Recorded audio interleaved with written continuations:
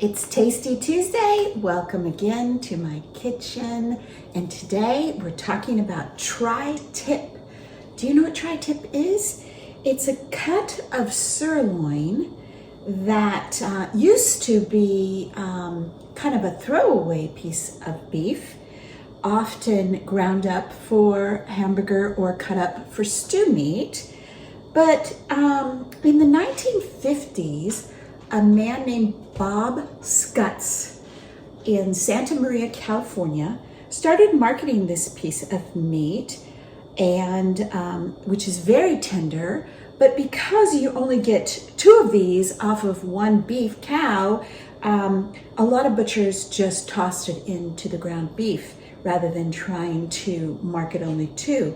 So, but Bob saw the fabulous cut of meat this was, and so today it's often called California steak, California sirloin. Sometimes it's called Santa Maria steak, but it is the tri-tip, which gets its name from sort of a triangle of this beef. When you buy a tri-tip in the store, before you cook it, be sure and take note of the grains of the beef. I have 2 of them here. This one you can see the grain a lot better. We'll talk about that a little bit later. So today in Central California, where Santa Maria is, and in fact, if you haven't been to Central California, go. It's my favorite part of California.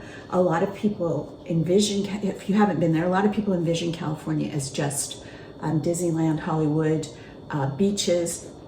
Central California is an incredible agricultural area, the breadbasket of California, and a great deal of the produce we use here in the United States comes from the area known as Central California. Our youngest son, went to school at Cal Polytechnic University in San Luis Obispo, right in the middle of the Central California area. So while he was there, we would go down once or twice a year, and that's where I was introduced to tri-tip. They have this wonderful farmers market every Thursday in San Luis Obispo, and people would stand in line for an hour to get a tri-tip sandwich. It's very much a part of the Central California culture. So tomorrow we're celebrating my husband's birthday, and so I'm going to prepare these tri-tips today, and we are going to barbecue them tomorrow, and I'll come back and show you how we do that.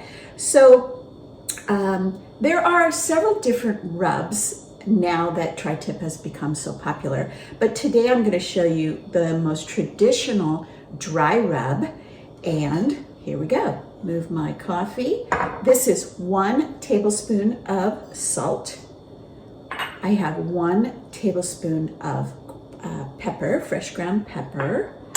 I have 1 tablespoon of paprika, and I have 2 teaspoons of garlic powder. I have 2 teaspoons of onion powder.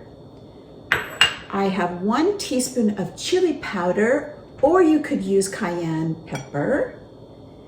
And then this is about 1 teaspoon of fresh ground rosemary. Now, one thing to think about, you could use dry rosemary, which I recommend if you're making enough rub and are going to seal it up to use again later. Don't use the fresh, but I plan to use all of my rub today. So now, just with your fingers, we will mix that up.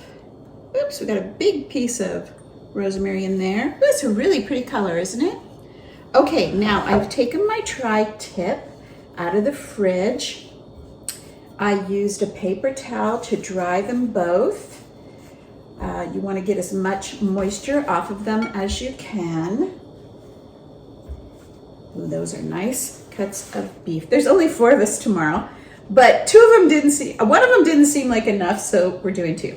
All right, now just going to rub this mixture all over these cuts and both sides. So this quantity of rub is going to be just almost exactly right for 2 of these tri-tip cuts. So you could just cut that in half if you're only doing 1. But it also, without the fresh rosemary, put it in like a little jar with a good seal, and it will last in the cupboard for a long time. Like I said, we're not cooking this until tomorrow. Let me get every inch of it. All right, let me get rid of this. Okay, our beautiful tri-tip is rubbed down with our dry mix, our dry rub. And now I am going to, oops, I'm always terrible with cellophane. I'm going to wrap each of them up really well. They are going to go into the fridge overnight. And then tomorrow, we're taking my husband on a hike for his birthday. And before we go on our hike, I'm going to pull these out of the fridge and let them rest on the counter while we're gone and bring them to room temperature. You really want to grill them at room temperature. Then when we come back from our hike, they'll be ready to go, and I'll be ready to go. We'll put them on the grill, and I'll show you how we grill them. So, I'll see you tomorrow.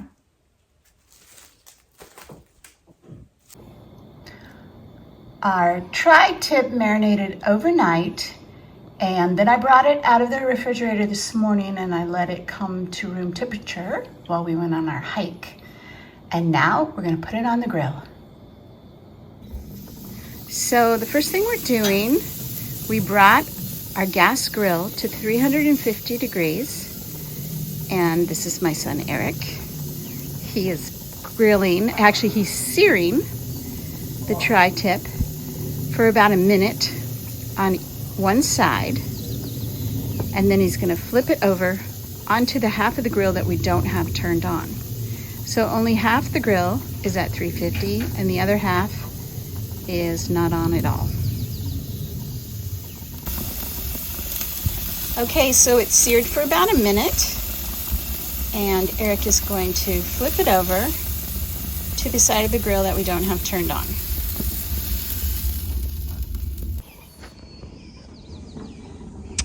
Okay, our tri-tip has been seared on one side. Putting it over onto the side that does not have direct heat.